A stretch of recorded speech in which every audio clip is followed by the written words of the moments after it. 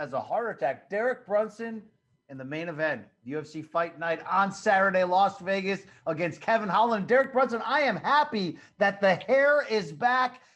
Should I put on some Cisco? Thong to thong, man. I love that look. You can put it on, but, I'm not going to dance to it. Are you dancing to it? Only when the camera turns off. I get a little wild up in this piece. But great chatting with you, man.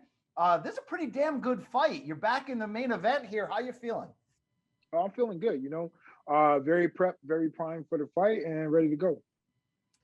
You're 37, but I don't think we're talking about that as if it's some kind of cripple. You seem reborn during this 3-fight win streak. What can you attribute that to? Just taking care of my body, not cheating the system. I made a whole career of doing things honest. I've never did any PEDs, so my body is my body. I take care of my body. I'm able to perform, and that's what we're doing right now. We're just kind of, taking advantage of that. Just properly preparing, taking care of the body, not trying to find any shortcuts, not trying to find any cheats. And here I am at 37, performing well. I don't know if people would have guessed that you might be at the peak of your game right now. The way your career arc has gone, does it surprise you that you've sort of put it all together now? I think I still have more peaking to do. I still know that I have a higher window. So that's just continue what I look for, continuous growth, continue to get better. But yeah, at this point in people's careers, people start to slow down and people expect that. But, I'm steadily going up. You put it on, Edmund Shabazi in there who was coming in with a ton of hype. Kevin Holland's coming in with a ton of hype. Are you the hype slayer here? I guess so. Anybody have the hype, bring them to me. I'll take care of that. So yeah, man, I like Shabazi. He's a very respectable guy. I'm excited to see his growth in the sport or what he'll do going forward. But yeah, this guy Hollands, he like to talk a lot. So we have business to take care of. Well, I was going to bring that up there, Derek Brunson, because Kevin Holland said that Derek Brunson will always be a gatekeeper. Just accept who you are. Your thoughts on that comment? I mean, honestly, if someone's definition of a gatekeeper is being relevant for numerous years, I mean, you have guys that's 36, 37, 32 that nobody knows, nobody pays attention to. Like, I'm always fighting at the top. Fair enough. I mean, I don't know. It depends. What do you call a guy like Johnny Hendricks? Is he a gatekeeper? He was champion, but look, he lost like 8 or 7 in a row at one point in time. Like, what is that? I'd rather be in a position that I am to be at the top forever than hit stardom and then fall drastically and never able to recover, So like, when I'm done with this fight game, I want to go out as I still have a lot of fights left. Not I'm fighting because I need to, or I'm fighting at my worst. I want to be up and competing at the top and always competing at the top. When you look at Holland's game, do you think he gets the right amount of respect for his willingness to take fights last minute, the explosive wins, or do you see holes? Where do you stand looking at him? Oh yeah, I see holes for sure. Him taking fights is great for him. He has the type of frame to do that. He's long. He can keep guys on the outside and just kind of take his time and try to outpoint guys. He's a long guy, but then you have guys you got to be physical with a guy like that. You got to bully him. You got to throw him around. You got to take your time. You can't rush. But a guy like that, you just got to break him. So that's the game plan. We're gonna break him. His ground game. I don't know if it's up to yours wrestling-wise by any means. He did have that interesting finish against Jacare where he was vicious with his back to the ground, which is something you don't typically see. How do you think the ground games will match up with each other on Saturday? Yeah, I mean, his ground game is not to be slept on. I mean, he's a black belt on the ground by some guy. But, Travis Luter, that's his name. Yeah, he's a black belt under Travis Luter. So yeah, you can't sleep on his ground, but I like my wrestling. I like my top position. I like my control. I like my ground and pound. So it's all about being smart, not giving him space, and just keep that relentless pressure on him. And then, like I said, I know for sure that keep that pressure on me. I'll break him for sure.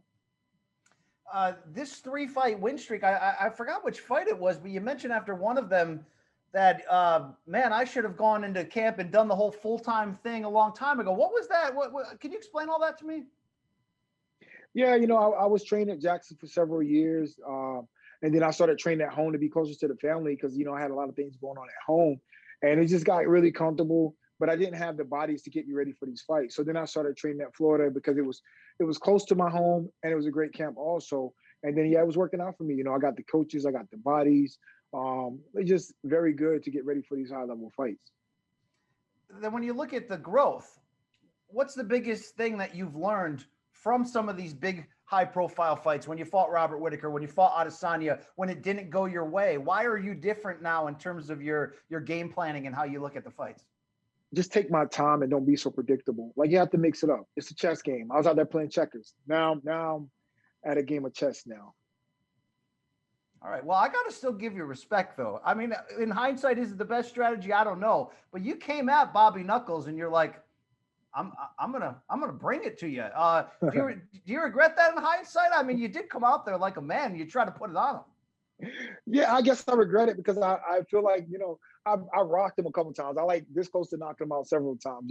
It's funny, after the fight, he looked at me and he was like, he just kind of, he's like, damn, like, you could have had me, I could have had you. But at the end of the day, he got me. So, like, just the pace could have been a little different, but everything I thought, everything from the fight that I knew I could exploit, it's like I could have, but I didn't execute properly. So, yeah, it is what it is.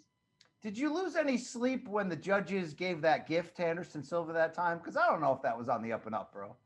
Yeah, I lost a lot of sleep. I just couldn't understand it. It was a sour taste. It's funny. Like, my record's 21-7, but I've been robbed twice, so I should be 23-5. Like, that's a MMA, that's a UFC Hall of Famer record. Like, even Anderson Silva got like 9 losses. Like, everybody finished out with like 10 losses or so. Like, but I'll be 23-6, 23-5. Excuse me, which is a with the guys that I fought is a crazy record. And it's like all the judges had to do was show up that night and actually do their job half decent, and I would have won those 2 fights. So, but it is what it is. Here we are. Can't go in the past. Well, you learn from it. You're better off from it in a lot of ways. So the talk entering this fight is the opportunity at stake for Kevin Holland after a very opportunistic big 2020 campaign. I don't hear a lot of people saying, though, what you would do with this win. 4 in a row. Where would this put you if you get past Kevin Holland on Saturday? Top 5 for sure. I was asking for Paulo Costa for this fight, and he was ranked number 2 or something like that. But he was, coming up with all kinds of reasons why he couldn't fight. But a win over Hollands for sure. He just pulled out a fight, so I know the UFC is not excited with him. So they would absolutely make him fight me this time. They're like, oh, all we have is Derek, so take it or leave it. So yeah, definitely, I'll get what I want to and get myself in line for a title shot. Some people might be afraid at going after a guy as dangerous as Costa. Would you send him a couple bottles of red wine in advance to get him sauced up here? You have no fear of this guy. He probably learned from his mistakes. He probably won't drink again, quote unquote. Yeah. That's a good excuse though. I should start making excuses. That's how you get flamed. But good thing he has a whole country behind him, so he can kind of absorb the flames a little bit. When you look at the top of this division, Adesanya, he is fresh off a defeat, of course, against Blachowicz. Who do you think deserves the next shot at the belt? So you have Gastelum and you have Robert Whitaker going at it. So I would think the winner of that fight would definitely get it, being that Gastelum had a close decision with Izzy, and then Robert Whitaker won 2 in a row and defended his title several times. So probably the winner of that fight. So guys like myself, Vittori, Costa, Till, we are in the mix for a title eliminator. So the winner, whoever emerges from those fights, will be next after that. Do you think Adesanya lost much from a brand standpoint, from the buzz, when he went up to challenge Jan and came up empty? Absolutely. It's funny, man. It's like these guys just don't get it over and over again. Floyd, it's like if you're really good and you're dominating the weight class, why not? He's only dominated the weight class for 2 years?